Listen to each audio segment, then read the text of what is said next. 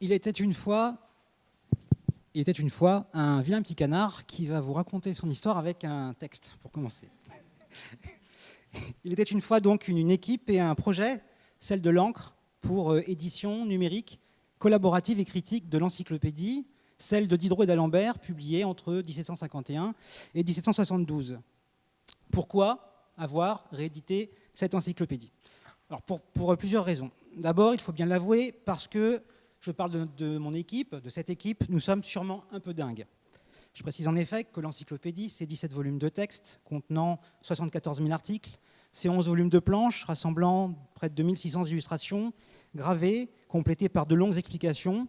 Le tout est le résultat de l'investissement de plus de 200 auteurs, dessinateurs, graveurs, les meilleurs de leur temps, et que tout ça s'est déroulé sur plus de 25 ans.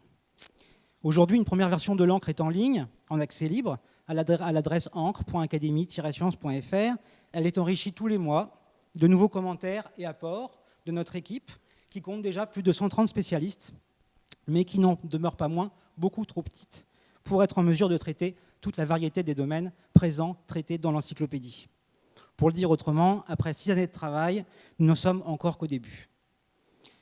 Folie ou mauvaise blague, l'encyclopédie nous semblait surtout mériter une édition à la hauteur de ce qu'elle est et de ce qu'elle représente. Une œuvre d'une grande richesse et d'une extrême complexité, une œuvre critique et militante, une œuvre polyphonique, collective et des plus labyrinthiques. Si nous nous sommes embarqués dans cette aventure avec mon équipe, c'est porté par l'envie d'en réaliser une édition qui soit la plus fidèle possible à toutes ses facettes, à ce qu'elle est, et la plus accessible possible pour le lecteur d'aujourd'hui.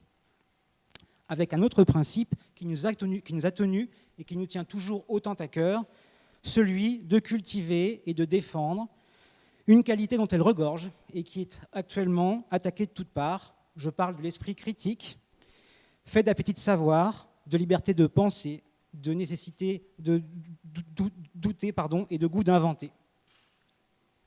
Comment cet esprit se traduit-il dans l'encyclopédie? Je ne peux pas résister à l'envie de vous en lire 2 extraits pour que vous en appréciez le sel. Le premier est un extrait de l'article « Intolérance » de Diderot. Je le cite. « L'intolérance ecclésiastique consiste à regarder comme fausse toute autre religion que celle que l'on professe et à le démontrer sur les toits, sans être arrêté par aucune terreur, par aucun respect humain. Il est impie de vouloir imposer des lois à la conscience, règle universelle des actions. Il faut l'éclairer et non la contraindre. » Le second est un extrait d'Alembert, tiré de l'avertissement du tome 3 de l'ouvrage. Je le cite également. On ne trouvera donc dans l'encyclopédie ni la généalogie des grandes maisons, mais la généalogie des sciences, plus précieuse pour ce qui sait penser. Ni les conquérants qui ont désolé la terre, mais les génies immortels qui l'ont éclairée. Ni enfin une foule de souverains que l'histoire aurait dû proscrire. Le nom même des principes et des grands n'a droit de se trouver dans l'encyclopédie que par le bien qu'ils ont fait aux sciences. Parce que l'encyclopédie doit tout au talent, rien au titre, et qu'elle est l'histoire de l'esprit humain et non de la vanité des hommes.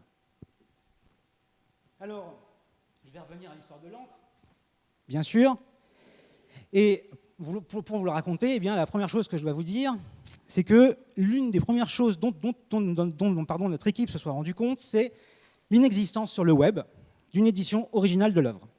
Il y avait bien déjà différentes versions de l'encyclopédie numérisée, mais aucune ne correspond à ce qu'on appelle une édition dite de Paris, c'est-à-dire l'édition originale, celle dont d'Alembert et Diderot ont supervisé l'impression, et en particulier du premier volume en 1751.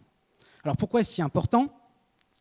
Parce qu'en général, quand on est historien, la publication d'un ouvrage historique requiert un travail préalable d'expertise de l'objet à publier, et parce que ce travail se justifie d'autant plus dans le cas de l'encyclopédie, lorsqu'on sait qu'elle fut non seulement interdite 2 fois par les pouvoirs ecclésiastiques et royaux, mais également très vite réimprimée, puis reproduite sans autorisation, c'est-à-dire contrefaite, imitée, refondue, dispersée, recomposée à partir d'éditions différentes au cours des décennies et des siècles qui ont suivi. Pour le dire autrement, il est aujourd'hui terriblement facile de tromper le lecteur sur la marchandise, et c'est ce que tout le monde semble avoir fait jusqu'alors. Pour éviter cet écueil, nous avons été conduits de chercher une édition originale que nous avons trouvée à 2 pas de l'Académie des sciences, dans une bibliothèque La Mazarine, située en face du célèbre Pont des Arts. Nous avons expertisé, indexé, puis numérisé l'œuvre page par page, dans la meilleure définition possible, en collaboration avec l'équipe de La Mazarine, ce qui a pris environ 2 ans. Parallèlement à ces travaux, nous nous sommes procuré une bonne transcription, celle mise au point sur Wikisource, que nous avons convertie dans un format conforme à ce que nous voulions faire, connecté à la numérisation, puis corrigée. Nous avons apporté des dizaines de milliers de corrections à cette transcription et repéré, toujours dans cette transcription, des centaines de milliers d'éléments caractéristiques du projet original des encyclopédistes, par exemple la signature, leur signature, afin que tout lecteur aujourd'hui puisse facilement savoir qui a écrit quoi ou rechercher par auteur de façon fiable. Un autre versant du travail a bien sûr consisté dans le développement de 2 interfaces, celle publique actuellement en ligne, à laquelle vous avez donc accès, et une autre cachée, sur laquelle travaillent les 130 spécialistes de notre équipe, pour enrichir progressivement les commentaires et les éclairages que nous mettons ensuite à disposition sur la première interface. L'histoire de l'encre que je viens de brièvement vous raconter s'inscrit pleinement dans l'ère du numérique. Le numérique a clairement constitué pour Encre une condition sine qua non de la faisabilité de cette édition. Les 2 interfaces reposent sur des fonctionnalités de lecture, de navigation, de recherche, d'édition qui exploitent pleinement les nouvelles technologies pour faciliter l'accès des lecteurs à l'ouvrage et permettre à notre équipe internationale, géographiquement dispersée, de travailler collaborativement en un même lieu virtuel. Le numérique nous a également permis, et nous en avons nous-mêmes été étonnés, de sublimer les 2600 illustrations de l'encyclopédie à l'écran. Elles y sont plus belles que leur version matérielle originale. C'est encore le numérique qui nous permet de rendre le tout accessible au plus grand nombre. Si je devais donc tirer une leçon de cette histoire, ou émettre un vœu, je dirais donc que le numérique, qui nous a permis d'offrir une nouvelle vie à l'encyclopédie, doit plus généralement nous permettre d'offrir, aujourd'hui et demain, de nouvelles vies à notre patrimoine intellectuel, scientifique et philosophique, afin, pour reprendre les mots de Diderot dans l'encyclopédie, que les travaux des siècles passés n'aient pas été des travaux inutiles pour les siècles qui succéderont.